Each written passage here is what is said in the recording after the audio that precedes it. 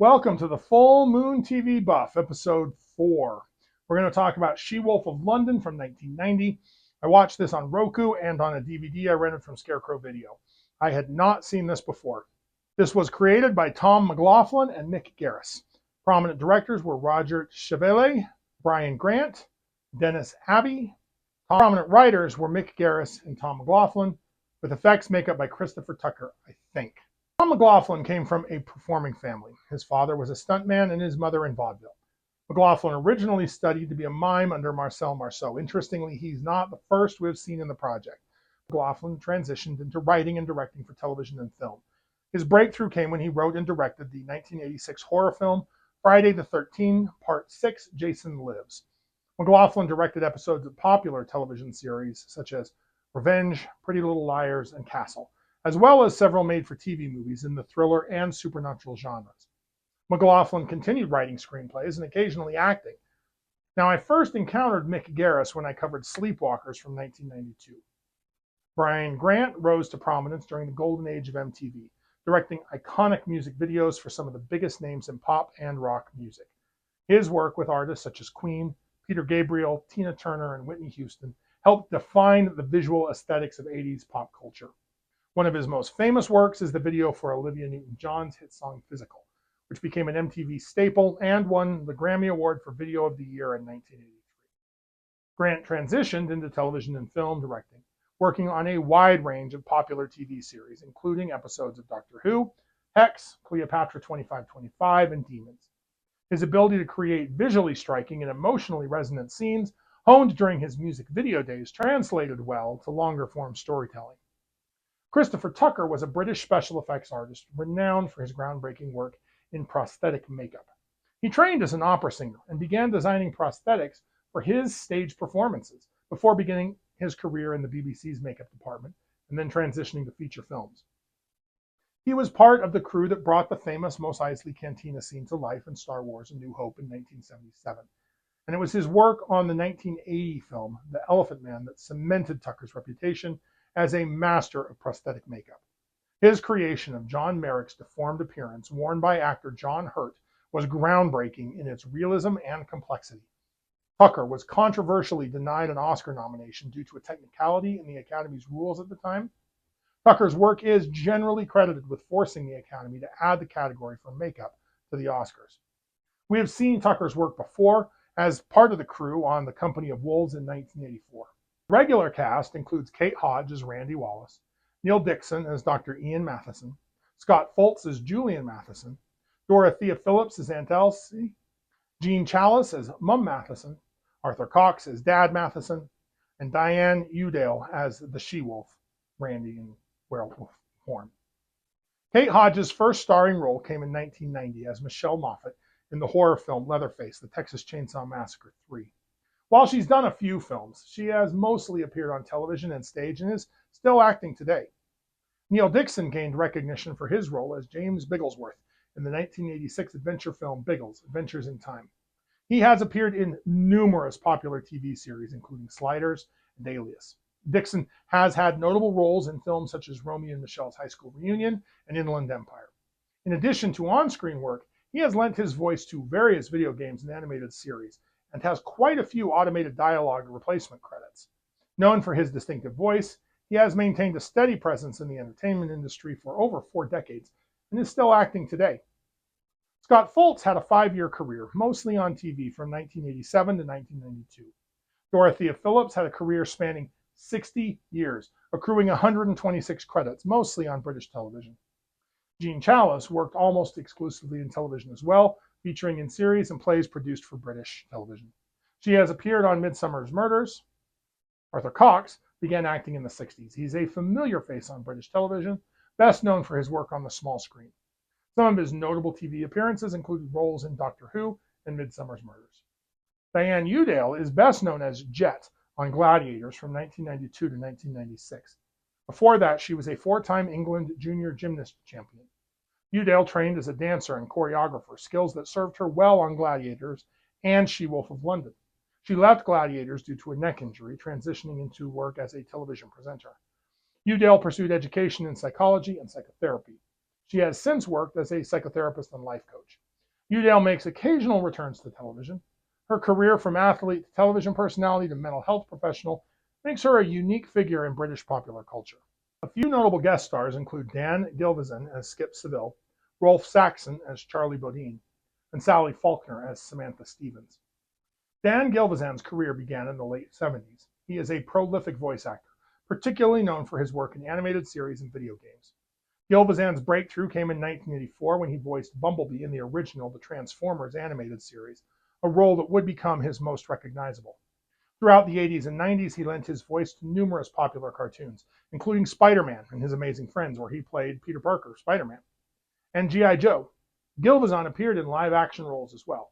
He also worked in the video game industry, voicing characters in games like Transformers, Devastation, and Spider-Man: Shattered Dimensions. Beyond acting, Gilvezan is an author, having written books about his experience in the voiceover industry. Rolf Saxon is an American actor who launched his career in 80s British television. Throughout the 90s and 2000s, Saxon's career flourished. He appeared in several high-profile films, including a recurring role in the Mission Impossible franchise and Saving Private Ryan in 1998. His most significant presence on television is probably as the narrator of the Teletubbies. He continues working steadily in the entertainment industry to this day. Sally Faulkner's breakthrough came with her role in the popular British science fiction series Doctor Who in 1968, where she played Isabel Watkins in the story The Ice Warriors. This appearance led to roles in various British TV shows and films. Look, this is a frothy show. While it has werewolf in the title and Randy's condition is a driver of the major arc and theme of the season, it's not a driver of most episodes. I enjoyed watching it, but I don't know that I would strongly recommend it. You hunt it down. It's an interesting artifact of its time. So let's cover the premise. Here is our first hour-long television series. American graduate student Randy Wallace travels to England to study mythology with Professor Ian Matheson. She expects a stodgy old academic, but Ian is relatively young, and the two are immediately attracted to one another. Complications arrive when Randy camps on the moors and survives what a local hospital calls a rabid wolf attack. She insists it was not simply a wolf, but instead something supernatural, and she seeks Ian's help. It turns out she was bitten by a werewolf and has contracted lycanthropy. For the rest of the series, Randy and Ian investigate supernatural phenomena together while searching to cure her curse. He becomes her keeper and caretaker during her transformations. Randy's curse draws the attention of various supernatural creatures, another werewolf, spirit possession, succubus, a book-selling wizard, a bogman, an evil circus, a juggling ghost, a killer horseman, and zombies, to name just a few. Eventually, their quest takes them from British academia to American television, where Ian hosts a trashy TV talk show focusing on psychic phenomena back in Randy's native California. The series was an uneasy blend of old-style romantic comedy and supernatural horror with a strong dose of slapstick action. Randy only transforms during the full moon. Randy and Ian investigated many supernatural cases without facing possible lycanthropic complications every week. But truthfully, the show primarily focuses on Randy and Ian's blossoming romance. More than once I felt I should be covering that in the episode synopsis rather than the paranormal mysteries. Now, if I understand correctly, this show was inspired by An American Werewolf in London and designed as an unofficial sequel. Parts certainly feel that way, from the title to the locale. The show dipped back into the American grad student getting attacked on the moors well. The romantic relationship between Ian and Randy has echoes of David and Alex's romance. However, Ian and Randy are not presented nearly so tragically. She-Wolf of London draws its comedy from the romantic tension, the couple's interactions with Ian's family, and the odd locals they meet in their investigations. The TV show is much less bleak than the movie's dark humor. So, let's summarize the episodes. Warning, this is long. It is our first hour-long show. Pilot, She-Wolf of London. A gypsy camp frantically locks up as a wild animal howls on the moors. Sexy saxophone credits. Randy Wallace, an American graduate student, arrives in England to study under Dr. Ian Matheson, a noted British mythology professor. Romantic sparks fly immediately. She rents a room from Ian's parents. This seems like a very inappropriate teacher-student relationship. Randy aims to find real-world explanations for supernatural folklore and legends. Randy heads to the moors for some ghost hunting. Look at the size of that laptop computer. Holy cow. Under a full moon, a large animal attacks her. Randy recovers from her wounds only to transform into a werewolf during the next full moon, destroying her office and almost killing Ian in the process.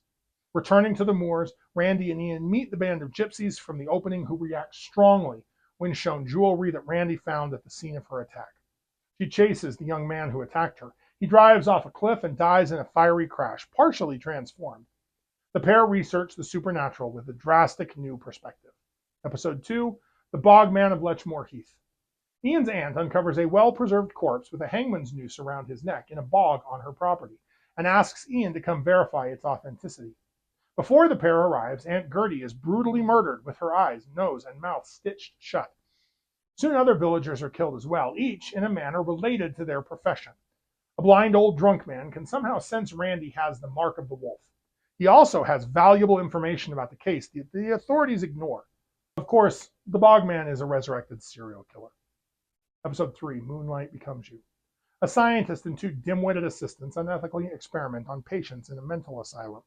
An unstable young woman named Diane shows up claiming that her brother Derek is a werewolf who sought treatment from the doctor. Randy goes undercover into the asylum. Dr. Hatchard is developing a serum to create more werewolves using Derek's blood. Hatchard uses a Luna light to keep Derek permanently wolfed out. Randy is affected by the light as well. Randy and Derek bond over their shared condition. They escape and clean house. Diane ends up shooting her brother to end his curse. Episode 4, The Juggler. A coven of modern pagans is busted trespassing in a church and performing some kind of ritual. Cousin Julian is disappointed England doesn't have a proper American Halloween. He does look forward to fireworks on Guy Fawkes Day as a compensation. Julian develops a crush on the new girl in class, Liza Parfrey, whose father is the minister who busted those pagans. Liza begins seeing ghosts in the church and vicarage and the cemetery and turns to Julian for help, which gets Ian and Randy involved. Ian believes the coven summoned the Juggler, an evil clown who preys on the children of their enemies. Our paranormal pair save the night. On the werewolf front, Ian reinforces the dungeon where Randy can be a werewolf safely. Randy's senses are getting more acute.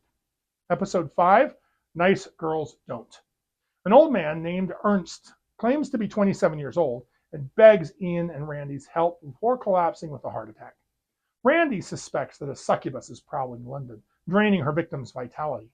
The villain Robin visits the hospital and finishes Ernest off, leaving behind a smoking skeleton. Ian becomes bait and Randy captures Robin, but not before she ages Ian 50 years. Of course, Randy is jealous. Randy bargains with the supernatural madam to get Ian his youth back. Randy saves Ian in the nick of time, but overdoes the herbs and kills Robin. Episode 6, Little Bookshop of Horrors. An axe-wielding yuppie dressed as the Queen of Hearts from Alice's Adventures in Wonderland murders her husband. Ian has trouble getting his next academic book published. His publishing company wants something sexier and more commercial than an academic book on mythology. His editor kills his boss dressed as Captain Ahab from Moby Dick. Randy and Ian find a used bookshop whose owner admits he cast a spell on the books to punish the men and women he considers responsible for driving him nearly to bankruptcy. He confides that he has sent a truckload of cursed books to the members of Parliament since they passed the laws enabling chain stores to gobble up independent bookshops like his. Episode 7, You Can't Keep a Dead Man Down, Part 1. Zombies rise and feast on the living. A Hollywood movie company wants to adapt Ian's book into a movie. Dr. Samantha Stevens, his department head, does not appreciate the salacious nature of the very unacademic book that he got published and threatens his job. Producer Charlie is Randy's ex-fiancée, who wants to rekindle their relationship. Ian and Randy investigate the undead uprising. Zombies steal an ancient gold lightning bolt from the staff of Gilgamesh, which can control the dead on behalf of Dr. Stevens, our surprise twist villain. Our heroes think that they stop her, but she returns, stabs Ian, and makes him one of her undead servants. Charlie drugs Randy to return her to LA. Their plane flies over the Atlantic while the full moon rises. Cliffhanger. Episode 8, Can't Keep a Dead Man Down, Part 2. Randy locks herself in the plane bathroom and transforms. The werewolf gets into the luggage compartment and avoids killing anyone. Whew. Randy returns to England as soon as possible. It's Ian's turn to be a monster. He almost eats Charlie, but exhibits remarkable self-control. Ian joins the other zombies to steal the last lightning bolt from the British Museum. Randy thwarts their attempts, but is captured. Dr. Stevens intends to sacrifice Randy to complete the deadly ritual. Of course, she doesn't know Randy is a werewolf who doesn't die easily.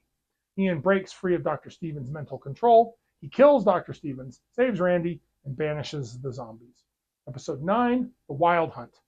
A young woman out with her husband is beheaded by a psycho on a horse. Ian's car breaks down in the most decrepit town. The husband begs for help, but the townsfolk all ignore him. The sword-wielding horseman beheads him, and Randy witnesses the lunatic dragging the body through the streets. She finds a mysterious symbol painted on their hotel room door. The town is cursed by the Huntsman, a warlock who rides through town slaying whomever he has marked for death. He's paying the town back for his murder 100 years ago. It's a full moon that night, so Randy can defend herself pretty well. Townsfolk trust up Ian on behalf of the Huntsman so that he won't kill any more of them in reprisal. Randy enlists the whole town in a Spartacus-type situation by marking everyone's door with the symbol. While they all freak out, Randy and Ian save the day. Episode 10, What's Got Into Them? An older man with a shotgun chases an older woman through the streets of London. He guns her down. She shoots him with a pistol before she dies. They pass their spirits on to a nearby man and his dog, who continue the chase. Ian butters up his mentor, Dr. Mason, an Oxford mythology professor, for a job at the famed university. One ghost possesses Ian's mother, desperate to cross over to the other side on the 100th anniversary of her death. The other ghost possesses Ian's father and is willing to do anything to prevent it, including killing Dr. Mason. Episode 11, Big Top She-Wolf. A teenager sells his soul to a circus ringmaster for one night with a performer. The Matheson family finds the circus pathetic, but Randy feels strangely attracted to Caleb Wakefield, the ringmaster. Ian gets a little jealous. Randy's infatuation grows when she does not transform into a werewolf under the full moon with him. She runs off with Caleb and the circus. Now, Randy learns Caleb's high price for this cure. It's her soul. Caleb intends to put the she-wolf on display. Ian tracks the circus down and rescues her, also freeing all the other trapped souls. Episode 12, She-Devil. A bachelor is torn apart when his hot date shows up. Randy traces a mysterious personal ad to Kristen, a college girlfriend of Ian's.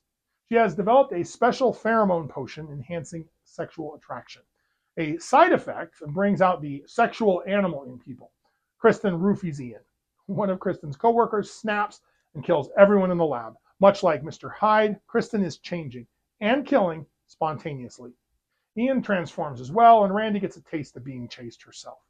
Ian gets a taste of being locked in Randy's werewolf cage. Randy and Kristen fight in their beast forms. Randy wins. Episode 13, Voodoo Child. A young man spontaneously explodes. Ian is heckled in class by a smart-ass student, Greg Cutler. Greg is a trench coat wearing, motorcycle riding, prime New Age cult leader material. Turns out his study group blew up Ted using voodoo. Glimpsing Randy's werewolf spirit, Greg forces a daytime transformation just for fun. He then uses her to kill a fellow student who's been blackmailing him. Greg is a voodoo puppet master. He forces Randy to attack Ian before his remaining acolytes attempt to kill him after realizing just how psychopathic he is. In the end, the werewolf takes care of him. Episode 14, Beyond the Beyond. Randy and Ian attend a fan convention for Beyond the Beyond, a Buck Rogers Star Trek-type TV show. Conrad Stipe, the show's creator, is murdered immediately after announcing a motion picture featuring an all-new cast. Trapped by a winter blizzard, Randy and Aunt Elsa hunt for the killer among the original cast. Ian is hired to write the screenplay for the film and is locked in a room with a typewriter in every episode of the show on the VCR. A suspicious guy in a variety of masks constantly hovers in the background. An impressive number of in-jokes and tropes are packed into 1 hour. In the end, Stipe faked his death. Episode 15, Curiosity Killed the Kravitz. The university is phasing out the Department of Mythology, so Ian is in danger of losing his job again. A college friend of Randy's named Kravitz is killed in LA by neighbors that she thinks are space aliens. Ian accompanies Randy as she investigates, claiming that he's just following up on his movie deal. They pose as a married couple.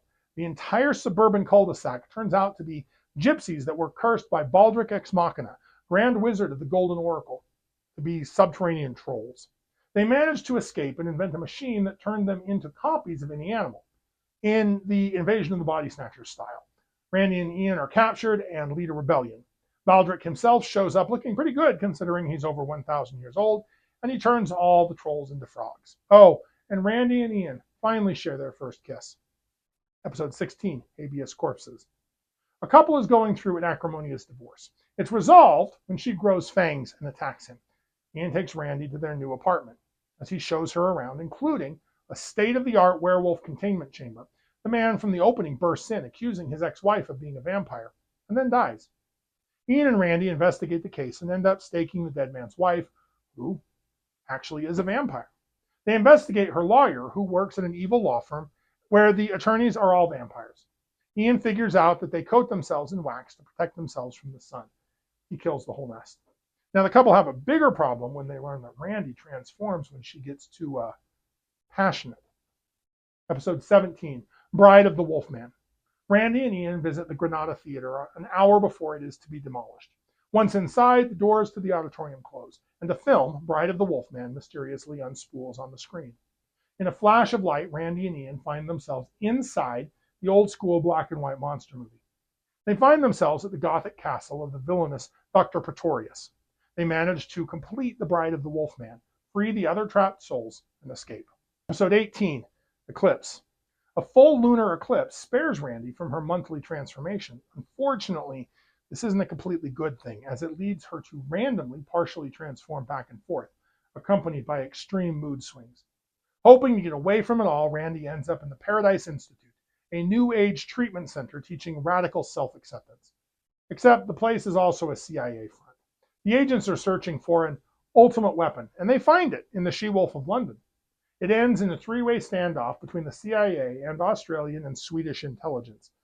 Ian channels his inner James Bond to rescue her. Episode 19, Mystical Pizza. Three witches run an LA pizzeria where they serve karmic punishment to patrons who cross them. Ian's skeezy producer, Skip Seville, is cheating on one of the coven, so they feed him a pizza which slowly turns him into a rat. Randy and Ian attempt to reverse the spell and save Skip. The witches offer Randy a cure for lycanthropy, but get turned into cockroaches before they can complete the spell. All of this while Ian and Randy weigh the pros and cons of taking their TV show into national syndication. Episode 20, Heart Attack. A young couple prepare to elope when a strange woman in black leather shows up and shoots the bride-to-be with a mystical crossbow bolt, who then casually kills her beau. A bitter Cupid named Rowena has gone bad from a broken heart. She uses her paranormal powers to destroy the lives of those that she should be helping. Ian and Randy get involved when Rowena shoots Ian. A good Cupid named Mal is trying to rein her in. After a detour to the celebrity wedding of the century, the War of the Cupids ends up on the stage of How Strange. Love and hate fly back and forth like laser blasts. She-Wolf of London is at its core a romantic comedy. Will they hook up or won't they? Hint, they will. We know this is intentional. They named the female lead Randy and made multiple jokes in the pilot about the double entendre. This is a show with a romantic relationship and sexual tension in its DNA. We've got to evaluate it on its own terms. So let's lay out the general arc of a supernatural romance and then see how well She-Wolf of London fits that mold. A supernatural romance begins with the main characters meeting under unusual or dangerous circumstances related to the show's paranormal elements. There's typically an initial attraction mixed with suspicion or conflict. As the season progresses, the characters work together to solve mysteries or face supernatural threats, gradually building trust and deepening their connection. There could be moments of tension where one character's supernatural nature causes complications or misunderstandings. Midway through the season, there might be a significant event that brings the couple closer together, possibly a shared danger or a moment of vulnerability where secrets are revealed. This could lead to a first kiss or acknowledgement of shared feelings. The latter part of the season often introduces obstacles to the romance, perhaps external threats from supernatural enemies or internal conflicts related to the challenges of a human supernatural relationship. There might be a period of separation or a test of the relationship. Towards the season finale, the couple typically faces a major crisis together, which solidifies their bond. The season might end with a cliffhanger related to their relationship, setting up potential storylines for the next season. She-Wolf of London follows this template to near perfection. Randy and Ian meet in the graduate level university class on mythology and folklore.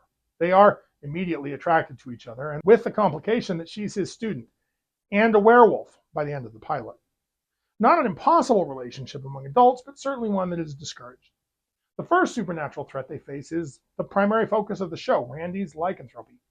As the season progresses, Ian and Randy investigate many different paranormal situations, creating a deep bond of trust between the two. However, elements keep popping up and coming between them. Old fiancés, new succubi, mystical ringleaders, all keep the pair from making anything official. About 3/4 of the way through the series, Ian and Randy relocate to LA. An academic relationship no longer disincentivizes them from taking their flirtation to the next level. In fact, now there is an incentive to move in together, and they share their first kiss. At which point, the next supernatural obstacle resulting from Randy's curse manifests. Namely, she can't be intimate with anyone without becoming the wolf. The only element skipped is some kind of separation. The season finale even forces our couple to examine what love actually is. Move on to the transformation. They spent quite a bit of time on Randy's first transformation, and I appreciated it. The physical changes are shown mostly in shadows on the wall, which saves on budget. Later transformations usually happen much more quickly. They're sold by the actor convulsing and groaning, often with bushy eyebrows, a bit of fur on the forehead and jaw, and then makeup. Boom, the performer is in full costume. The werewolf look itself is good with an intriguing new twist. The eyes of the werewolf are great, very expressive. The rest of the face looks like a thick rubber mask. The upper body is covered in thick, shaggy fur. The lower abdomen and legs are nude, which was an interesting choice. I don't have any evidence in the form of interviews, but it felt to me like they did this for a couple of reasons. First, it didn't slow the performer down at all. She was free to run, jump, be mobile, and be threatening. Second, it was a subtle choice to help the werewolf read as female without doing something extreme like trying to maintain makeup on the werewolf's face or emphasize the breasts. Udale's legs read as feminine. Therefore, the werewolf reads as feminine.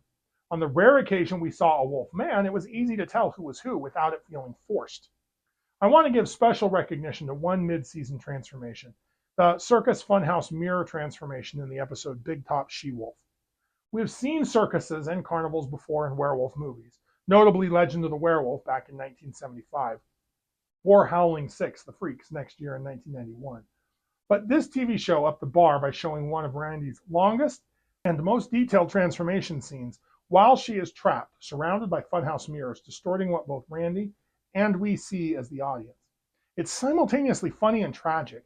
You get a real sense of how Randy experiences the transformations, that sense of flux and fluidity in both her physical form and personality. So let's move on to the werewolf lore. While drawing from traditional folklore, She-Wolf of London introduces several intriguing twists, creating a distinctive mythology supporting its narrative.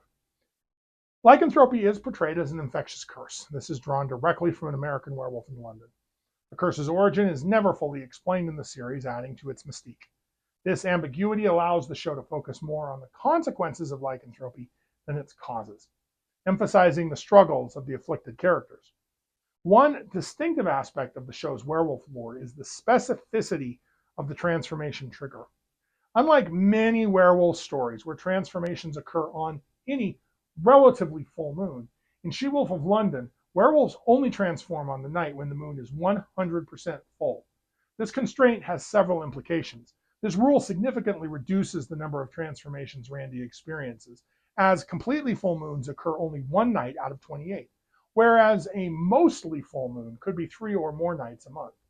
This precise predictability of the transformations cause reduces unpredictability, allowing the romantic elements to be more prominent than the horror elements. Additionally, the limited number of transformations means Randy and Ian have fewer opportunities to learn about the condition or to develop any kind of control over it. This lack of experience contributes to the sense of helplessness felt by Randy.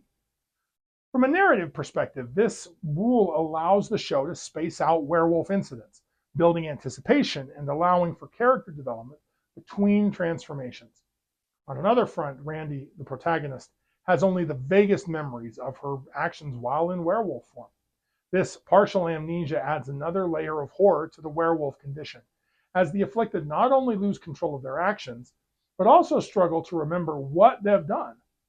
This approach creates compelling dramatic tension, as Randy must piece together the events of her transformations and deal with the guilt and uncertainty of her actions. It also allows the show to maintain some mystery around the werewolf's activities, revealing information gradually to both the character and the audience. She-Wolf of London confirms the traditional methods of killing a werewolf, Silver is recognized as effective against werewolves, as evidenced by Diane giving Ian silver bullets. And the show confirms the idea that werewolves can only be killed by someone who loves them. This concept is a tragic romantic element from the werewolf mythos, tying the curse closely to themes of love and sacrifice. Ian discards the silver bullets, indicating that despite having the means, he has no intention of killing Randy. This decision underscores the emotional core of their relationship and the hope for a cure rather than a tragic end. However, this rule raises questions about other werewolf deaths in the show. For instance, the death of the young gypsy man is left somewhat ambiguous. If he wasn't killed by someone who loved him, it suggests that there might be other methods of killing werewolves, possibly including fire. This ambiguity in the lore allows the show some flexibility in its storytelling while maintaining the emotional weight of the loved one rule. Beyond these core aspects, She-Wolf of London incorporates several other interesting elements into its werewolf mythology. First, the show's depiction of the werewolf's physical form is more bestial than human, aligning with more modern werewolf imagery rather than the bipedal wolfmen seen in some historical interpretations. Second, even when not transformed, werewolves in the show seem to possess enhanced senses, particularly smell. This trait adds an easy way to reference the lycanthropic condition without having the cost of a full transformation. Third, the approach of the full moon is accompanied by increasing agitation and other physical symptoms in werewolves, building tension as the transformation approaches. Fourth, the show maintains hope for a potential cure throughout its entire run, driving much of the plot as characters search for a way to end the curse. This aspect keeps the tone from becoming too fatalistic and motivates the characters' continued struggles. In fact, you could read the final episode as the Cupids providing a cure in the form of pure true love. The Werewolf Lore in She-Wolf of London represents a unique blend of traditional elements and original ideas. By establishing clear rules for transformation, memory, and mortality, the show creates a consistent mythological framework that supports the narrative it's trying to tell. At the same time, the ambiguities and unanswered questions in the lore leave room for mystery and speculation, engaging the audience's imagination. The first theme I want to discuss is the clash between the educated and the ignorant, manifested in the various ways throughout the series. Most notably in the juxtaposition of modern urban life with ancient folklore, and the cultural divide between rural and urban perspectives. The show's protagonist, Randy Wallace, embodies this conflict. She's a modern, educated woman from LA, pursuing her studies in London. She represents the pinnacle of urban sophistication and academic achievement. Yet, she finds herself grappling with a lycanthropic curse, a concept rooted in ancient folklore. This creates narrative tension. On one hand, we have the rational world of academia that Randy and Ian inhabit. On the other, we have a mysterious, inexplicable realm of the supernatural. The show explores how those two seemingly incompatible worldviews can coexist and interact with surprising and humorous results. The urban setting of London itself plays a crucial role in this dynamic. As a bustling metropolis, London represents modernity, progress, and enlightenment, yet beneath its modern facade, the city harbors ancient secrets and supernatural forces. Academic skepticism plays a pivotal role in She-Wolf of London, primarily through Professor Ian Matheson. As an expert in mythology and folklore, Ian approaches supernatural claims with a healthy dose of skepticism. His academic training taught him to question, analyze, and seek rational explanations for inexplicable phenomena. However, Ian's skepticism is repeatedly challenged by the supernatural events unfolding around him. This creates an interesting character arc for him as he grapples with the limitations of academic knowledge in the face of genuine supernatural occurrences. Randy frequently reminds him that the fact that she has lycanthropy means that other impossible solutions may not actually be impossible. His journey from skeptic to believer mirrors the broader theme of the show, the idea that education, while valuable, does not provide all the answers. The show uses Ian's character to explore the strengths and weaknesses of academic skepticism when confronting the supernatural. His scholarly approach proves incredibly useful in understanding and combating supernatural threats.